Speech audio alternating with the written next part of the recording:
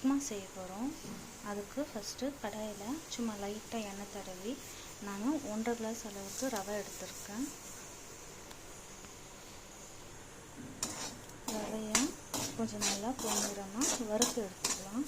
அப்போ தான் கொஞ்சம் உப்புமா டேஸ்ட்டாக இருக்கும்.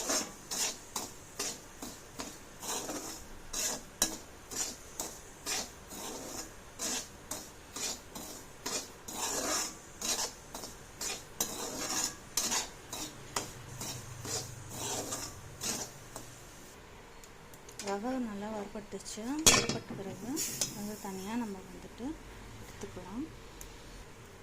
அதே கடாயில் ஒரு 3 ஸ்பூன் அளவுக்கு நம்ம எண்ணெய் ஊற்றி கடுகு, கடலைப்பருப்பு, உளுத்தம்பருப்பு, மிளகாய், வெங்காயம், இஞ்சி பூண்டு பேஸ்ட்டு லைட்டாக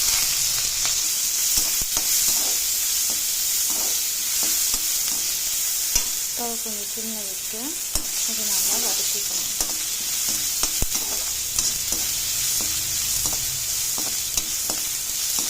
இது கூடவே தேவையான அளவு உப்பு. இப்போ வெங்காயம் தக்காளி வதக்கிட்ட பிறகு நம்ம 1.5 கிளாஸ் ரவை எடுத்தோம் இல்லையா, இப்போ அதுக்கு 3 கிளாஸ் அளவுக்கு தண்ணி இதுலேயே ஆட் பண்ணி தேவையான அளவு உப்பு சேர்த்துட்டு நம்ம டேஸ்ட் பார்த்துட்டு இப்போ இதை கொதிக்க விடலாம். இப்போது நல்லா கொதி வந்த பிறகு நம்ம வறுத்து வச்சுருக்க ரவையை இதில் இப்படி கலக்கிக்கிட்டு ஆட் பண்ணிக்கலாம். அப்போ தான் அது உருண்டையோ இது ஆகாது.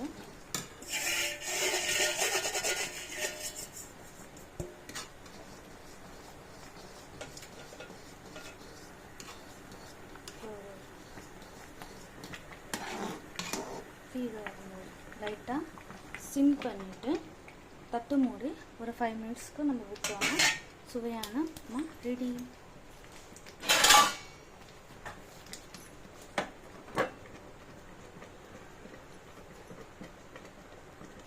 அஞ்சு நிமிஷத்துக்கு அப்புறமா நம்ம தட்டு எடுத்து பார்த்தா இப்படி உதிரியான நம்மளுடைய